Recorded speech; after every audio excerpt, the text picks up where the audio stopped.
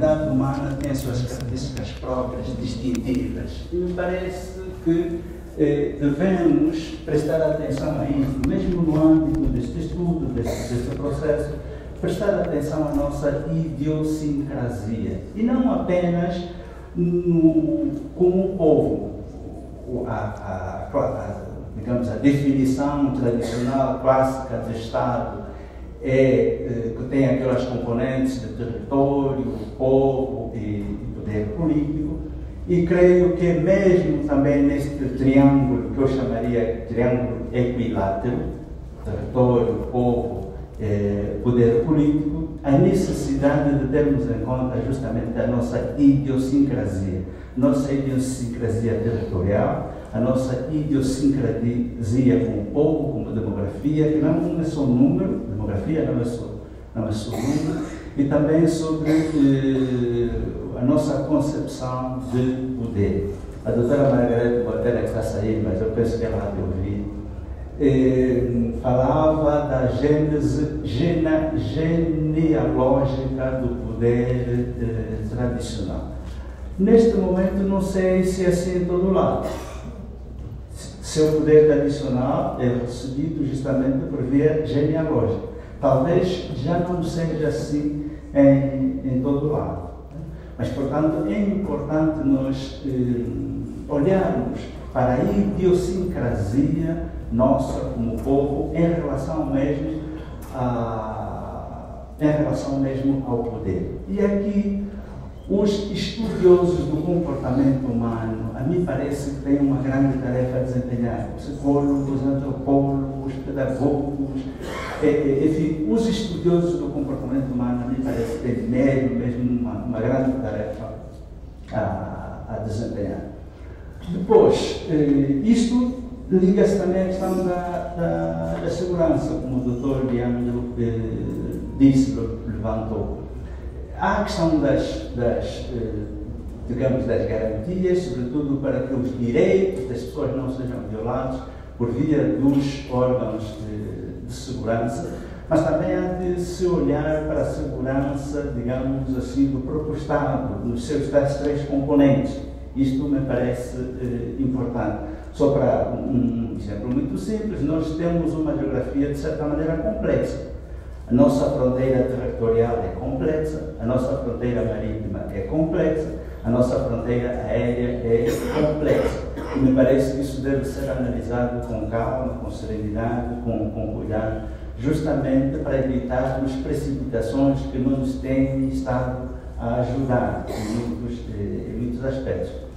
Quanto a uma Constituição com metas, enfim, há exercícios deste tipo em vários lugares, né? Várias constituições deste tipo assim. Portanto, também nós cá podemos levantar isto como questão, pôr isto como objeto de estudo, até que o ponto faz sentido ou não. Eu penso que sim, até porque nós temos a Constituição, mesmo no nosso subconsciente, como a lei das leis, a chamada lei-mãe, que está no vértice superior justamente da hierarquia. E, portanto, metas estando postas na Constituição, talvez venham a ajudar na realização dos direitos, sobretudo dos direitos econômicos, sociais e culturais. Mas deixo isto como questão, como objeto de estudo. Agora, dois pontos para terminar. Aquele sobre a independência dos juízes e dos tribunais. Sim, devemos estudar. Há experiências interessantes, mas mais uma vez teremos de olhar para a nossa própria idiosincrasia. Há países como, por exemplo, a Índia, onde até já se fala da iniciativa do Poder Judiciário. É tão forte que ele próprio toma iniciativas, mesmo quando não é acionado por terceiros, e também é verdade que seguem o regime da Common Law,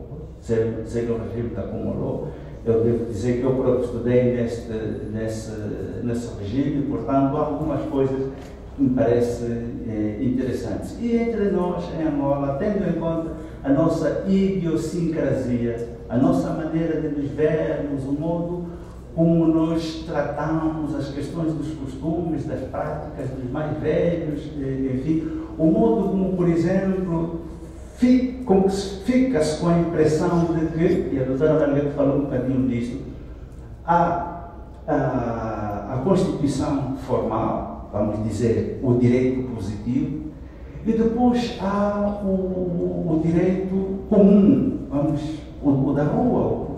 E, de tal maneira, me parece que estão em paralelo, não dialogam. Há o direito positivo numa via, qual carris, linha de comboio, e depois a vida no dia a dia, e não há ali comunicação. Até ao ponto de nós, muitas vezes, nos perguntarmos a respeito de onde está o Estado. Onde está o Estado? Há determinadas situações que acontecem. E nós dizemos, onde está o Estado? Onde está o poder legislativo? Onde está o poder executivo? Onde está o poder judicial? Parece que o Estado está desautorizado. E temos vários exemplos a respeito disso. E, portanto, acho que é importante ter em conta isso. Na Índia, por exemplo, há o Fundo da Justiça e criam-se vários mecanismos justamente para que os juízes e os tribunais sejam independentes. Mas teremos de olhar para a nossa idiosincrasia, não fazer transplantes de fora, a mim parece. E mesmo já para terminar, doutor Leandro, por isso é que eu pedi a palavra antes do Nelson. Talvez o Nelson nos pudesse ajudar a fazer um certo olhar retrospectivo para várias coisas, mas gostava de sinalizar particularmente o seguinte. Antes das eleições de 2008, havia um processo constitucional que tinha sido despoletado justamente pela lei constitucional, estava previsto na lei constitucional de 92. Né? E este processo constitucional, que andou aos solavancos, enfim, mas a certa altura, um pouco antes das eleições de 2008, até levou a um certo envolvimento. Não só dos partidos políticos, mas também da própria sociedade. Até houve concursos para os símbolos nacionais, o hino, a bandeira. Houve assim muita conversa a respeito disso. Da bandeira, e houve até um texto proposto. E nessa altura, nenhum partido no Parlamento tinha 2/3. Aquele processo exigia negociação, exigia a criação justamente de consenso. Mas o que é certo é que, ao mesmo tempo que havia aquele processo, havia também pressão para eleições. E dizia-se, não, é preciso fazer eleições, porque as de 92 tinham sido inconclusivas e, portanto, era preciso fazer. Lembro-me de alguma resistência. Nelson, por favor, corrija, porque a memória a respeito disso pode digamos assim, não ser tão fiel. Mas havia aquele processo, havia até um texto. Onde está aquele texto agora? Honestamente, não sei. Várias pessoas estiverem envolvidas. Estou aqui a olhar para Fernando Pacheco. Fernando Pacheco, na altura, já chamava muita atenção a respeito disso, mas havia uma franja de partidos que dizia eleições, é preciso fazer eleições. E foram feitas as eleições de 2008. E depois veio o que veio. E, portanto, se o Nelson pudesse ajudar a recordar, também está agradecido. Muito obrigado. Passamos então a palavra ao Dr. Nelson Pestana, se faz favor. Bem, eu tinha a tentação de reagir a muita coisa e depois fica difícil.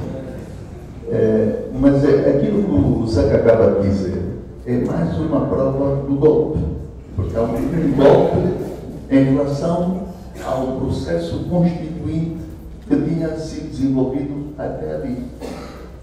E nesse capítulo a oposição também colaborou no golpe, porque também tinha a ideia de que aquele processo era para esquecer. Havia até uma bandeira já aprovada, não é? E saiu em lei. E o Presidente da República depois veio dizer num dos seus discursos: queriam nos roubar a nossa bandeira. Queriam uns bandidos que estavam na Assembleia Nacional, que aprovaram uma bandeira, que saiu em lei, não é? Pois são tratados assim, queriam nos roubar a nossa bandeira. A nossa bandeira é a bandeira do MPLA, com a conta dentada, não é?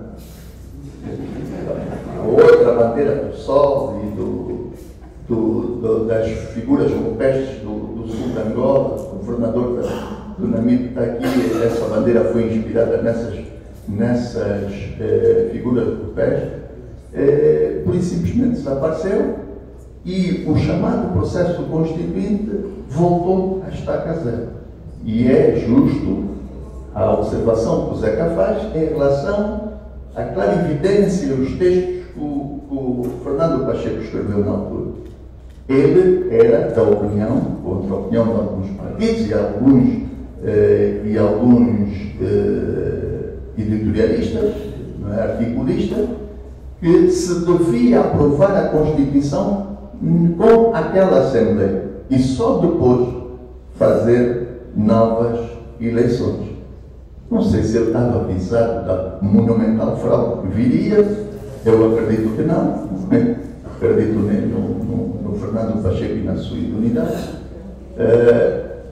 mas a verdade é que aqueles que reivindicaram uma nova legitimidade, e é verdade, eu me incluo nesses que reivindicaram uma nova legitimidade, foram surpreendidos não com o processo de eleição do Presidente da República pelos cidadãos, aí está a retirada do poder aos cidadãos, porque as eleições presidenciais eram eleições de cidadania, não eram eleições dos partidos políticos. Os partidos políticos também podiam apresentar candidatos, mas cada candidato apresentava-se com o apoio deste ou daquele partido e um grupo de cidadãos também podia apresentar candidatura.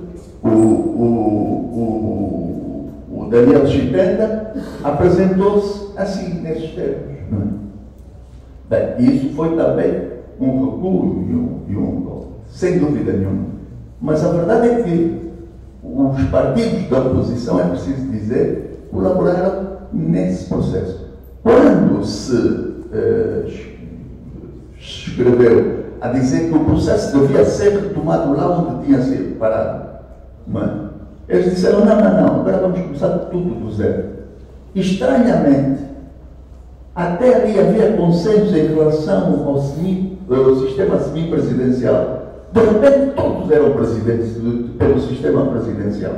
Ou melhor, eram pelo presidencialismo, que não é a mesma coisa, não é? Eram pelas ditaduras da América Latina, em que o poder está no centro do poder o Presidente da República. Daí falar-se em presidencialismo, que é um termo pejorativo. O termo exato do sistema americano é sistema presidencial, que tem poderes e contrapoderes. O próprio poder controla o poder. E nós tivemos aulas vivas ou indiretas enquanto o Trump esteve no poder. Vimos, não é, como é que os contrapoderes podem travar a potência de um presidente para a ditadura, para converter a democracia em ditadura e ultrapassar o respeito pelos contrapoderes. Agora, na América, e normalmente nos países de sistema presidencial, há outro contrapoder que normalmente não se fala, com o qual, pelo que eu sei, o Raul não está de acordo. É que normalmente são países federados. E têm os governadores também como um poder autónomo em relação ao Presidente da República e em relação aos poderes da Federação. E depois declina daí. O poder mais importante historicamente na América é o poder autárquico, é o poder local. Foi através do poder local que acabou por construir aquele edifício constitucional que os revolucionários consagraram, porque estavam contra o parlamentarismo britânico, que era a potência colonizadora. O Raul, ao querer desvalorizar o sistema semipresidencial em África, evocou um argumento culturalista, que parece ser seguido também pelo Zeca. Há um certo perigo em relação a esses argumentos culturalistas, porque nós temos já experiência histórica sobre isso. Idiosincrasia foi argumento para o Mobutu instalar a sua ditadura. E outras ditaduras instalaram-se nesse sentido, evocando esse argumento culturalista. Mas voltando... Como? Sim, há estudos, conhecemos, só que isso não pode ser evocativo de então cedemos ao ditador, é o ditador que toma conta. Vai mais de encontro à nossa idiosincrasia, é a visão de alguns. Só que são 50 anos de independência, o país mudou completamente. Havia um político que falava na Angola profunda, referindo-se à Angola rural.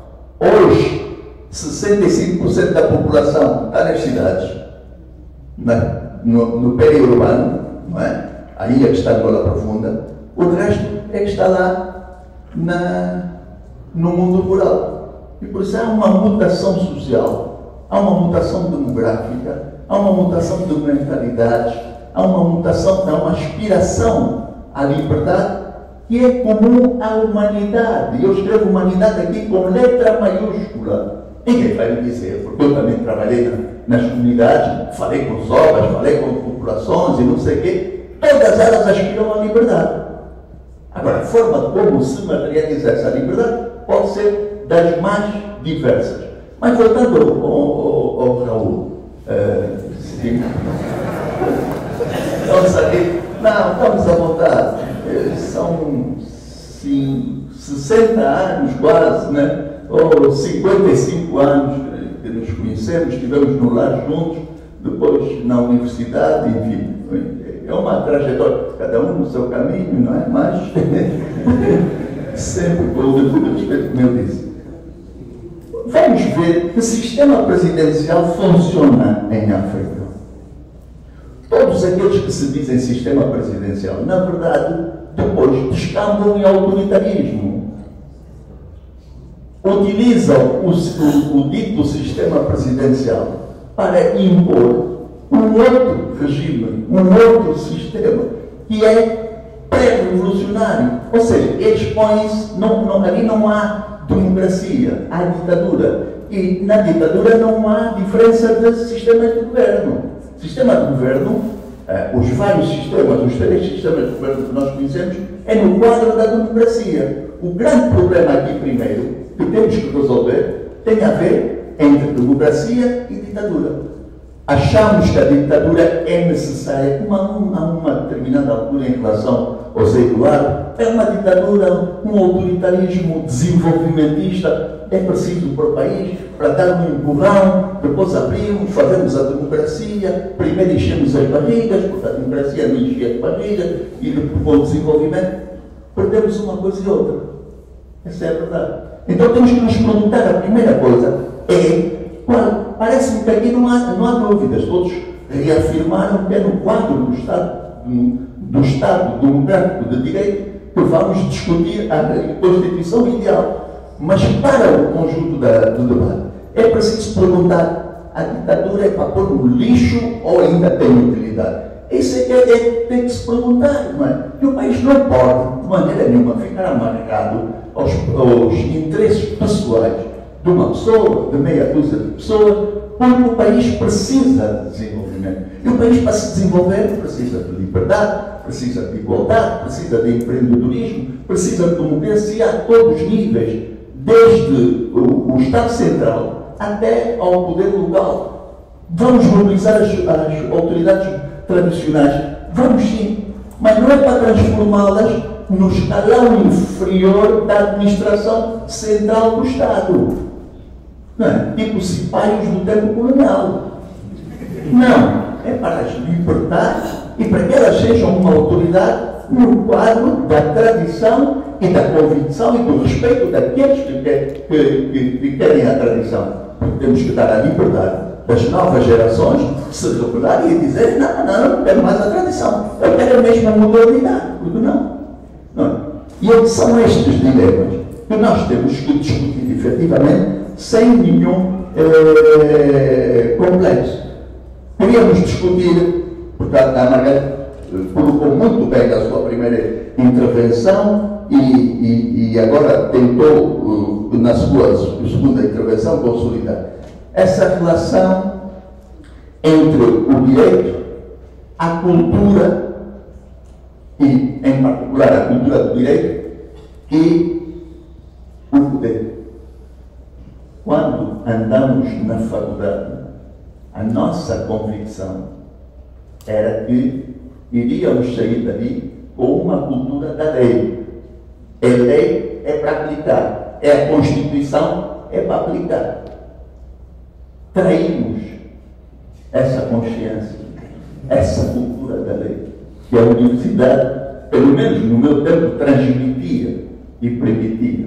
E, no entanto, estávamos num sistema de partido único. E já discutia. O número 2 do artigo da Constituição da Independência dizia que o partido dirige o Estado e a sociedade.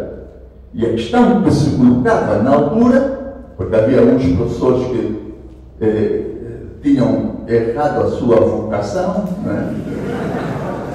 E diziam que se está na Constituição que o partido dirige o Estado e a sociedade, então o partido dá diretamente ordens, comandos ao cidadão.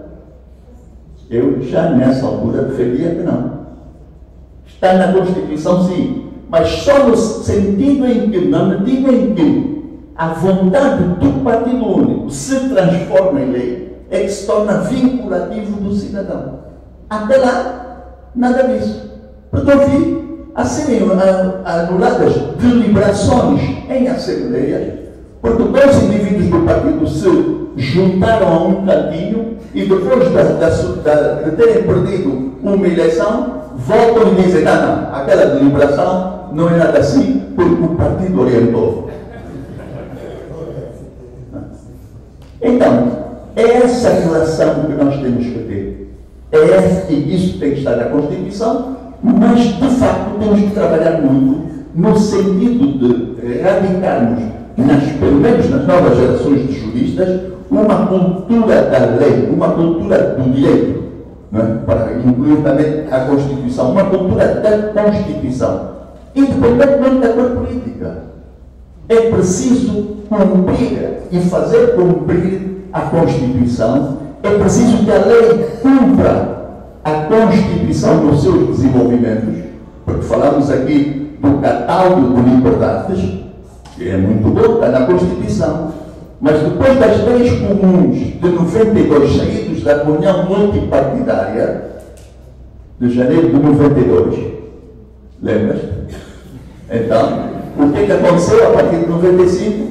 Uma restauração autoritária. Todas as leis comuns vieram para trás e fizeram uma revisão constitucional de facto. A Constituição de 92 foi revista através de um processo legislativo comum. E isso é que era a nossa realidade. Era essa a realidade. Então, eu esqueci-me um bocado de responder sobre a previsibilidade, se esta Constituição permite essa previsibilidade. Eu acho que não. E nós precisamos, efetivamente, de uma Constituição que permita previsibilidade para o país. Porque será uma mola impulsionadora do desenvolvimento, porque todos nós vamos ter um referente pelo qual nós vamos poder seguir, porque temos isso como previsão. É possível prever. Quanto ao retrato da realidade da Constituição. Eu acho que esta Constituição é as duas coisas ao mesmo tempo. É um retrato fiel de uma certa realidade política, a realidade política do golpe do Zé Eduardo contra o próprio Ribeirão. Chegaram ao ponto de levar o nosso colega Carlos Feijó ao grupo político para explicar qual era a proposta de Constituição do MPLA. E depois, alguns membros do grupo político vieram para a rua dizer a nossa proposta tinha sido explicada numa reunião pelo Carlos Feijó. Nenhum deles sabia qual era a proposta. Então, nesse sentido, não, e o Zé Eduardo era tramado, porque levou à televisão o país todo ver. Eles estavam a ser seminariados sobre a nossa proposta. A proposta. Estavam-nos a explicar, olha, a proposta é esta. Termino. Então, é um retrato fiel nesse sentido, mas é um retrato infiel da nossa realidade política. A nossa realidade política está um bocado mais à frente. Muito obrigado, Sr. Dr. Nelson Mostarda. Existem sempre muitos temas em matéria constitucional e o tempo nunca permite a sua abordagem global. Muitas outras matérias tínhamos aqui em carteira para discussão, porque o objetivo é, sobretudo, a abordagem da Constituição como um todo, da primeira à última norma. Existem muitas matérias que, num ou outro caso citadas, acabaram por não ter sido devidamente aprofundadas, como o caso, por exemplo, dos princípios estruturantes, costume, populações, autoridades e direito tradicional, família e as pessoas, religião, relação com o Estado, os mecanismos de defesa dos direitos e liberdades fundamentais, por exemplo, depois garantias fundamentais em matéria fiscal,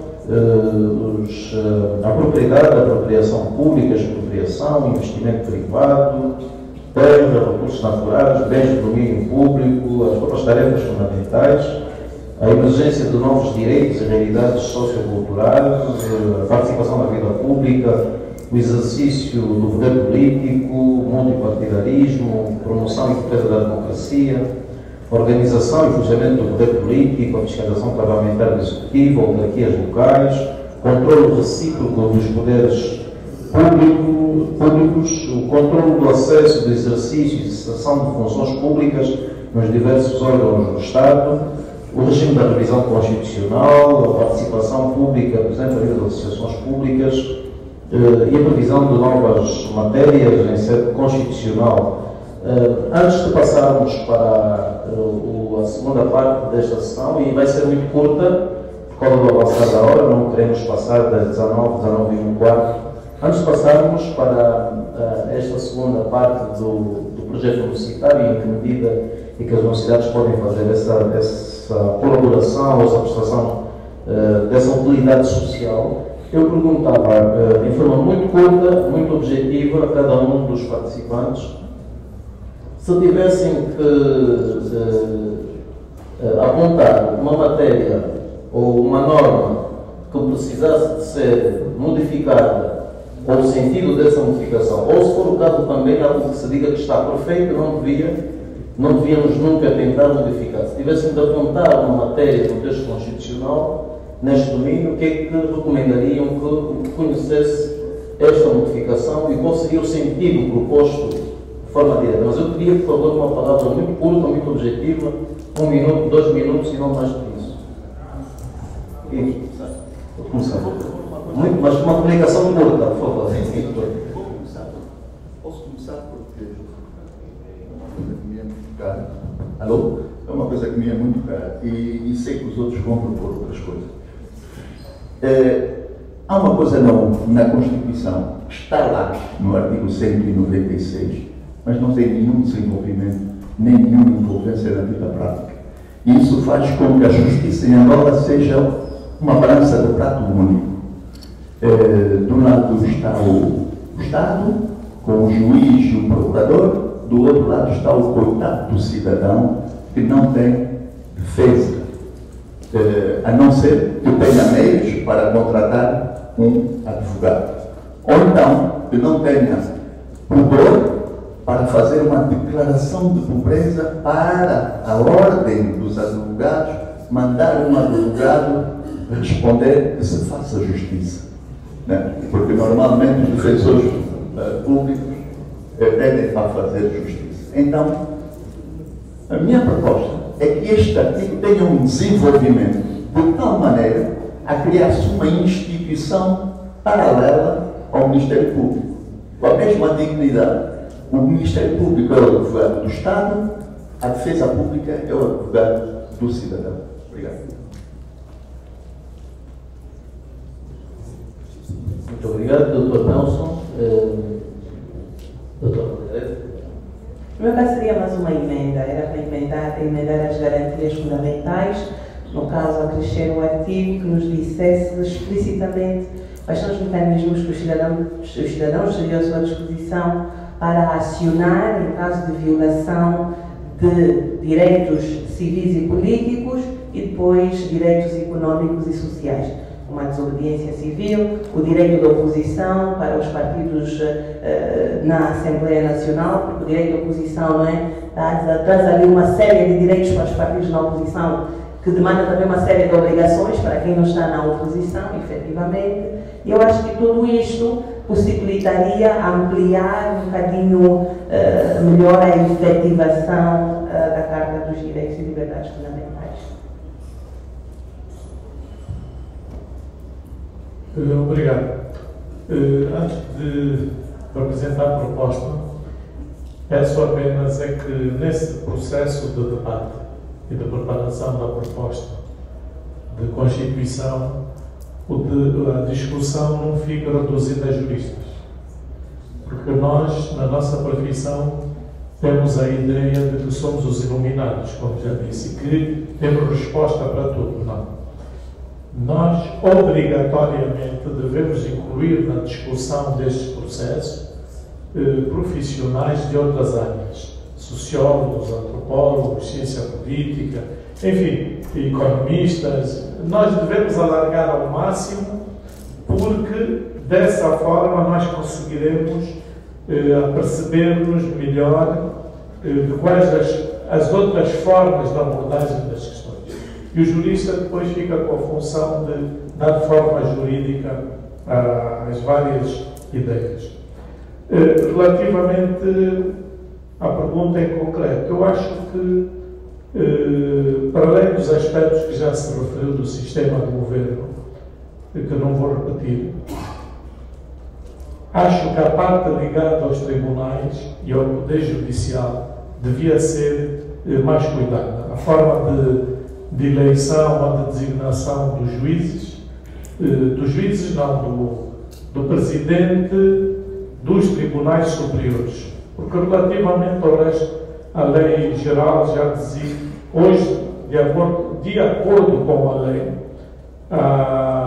o presidente dos tribunais da relação e das comarcas não são designados, nem são eleitos. Portanto, eles são a presidência rotativa. A lei já estabelece isso. E das câmaras dos tribunais.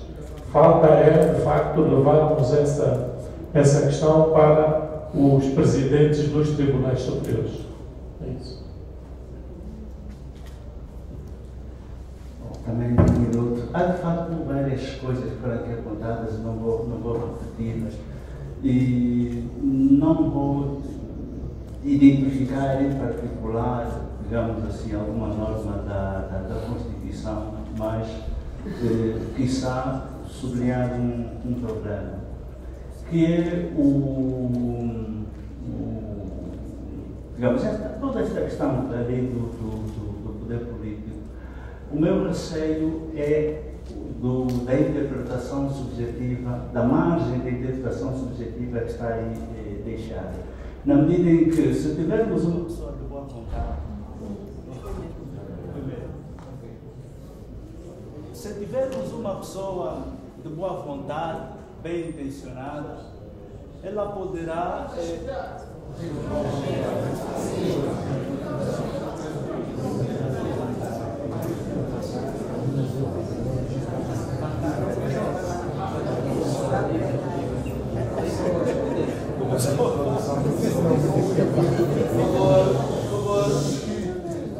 Aqui a doutora Albuquerque ia dizer, olha, a espada humilia. Não, era para dizer o seguinte, acho que a margem para a interpretação subjetiva na realização digamos, da autoridade, das competências previstas, é muito grande. De tal modo que, e aqui falo em particular da figura do Presidente da República, não na pessoa concreta A ou B, mas no modo como ela está desenhada na Constituição. De tal sorte que, se tivermos uma pessoa de boa vontade, bem intencionada, provavelmente, e isto é discutível, nós já provavelmente levará a equilíbrio. Mas também se tivermos uma pessoa, enfim, que interpreta o seu jeito, os resultados poderão ser muito complicados. Então me parece que há de se encontrar, será necessário encontrar aí uma maneira para diminuir a margem de realização subjetiva, né? Justamente através de mecanismos chamados checks and balances, mecanismos de fiscalização, mecanismos que ajudem a um certo equilíbrio. Porque o que temos agora na nossa Constituição, na realidade, veio por via da África do Sul e da África do Sul por via do Reino Unido. Mas nesse sistema que saiu, se quisermos, do parlamentarismo inglês para o sul-africano, depois para cá, né? O Presidente da República, que é eleito por via do Parlamento, ele também vai ao Parlamento, é membro do Parlamento e vai lá interagir. Todas as semanas. O primeiro-ministro inglês tem, às quartas-feiras, a sessão que se chama Prime Minister Questions. E ele é questionado diretamente. Né? Então, me parece que a margem para a interpretação subjetiva é muito grande e julgo que isto é perigoso, porque pessoas mal intencionadas podem levar-nos todos ao buraco.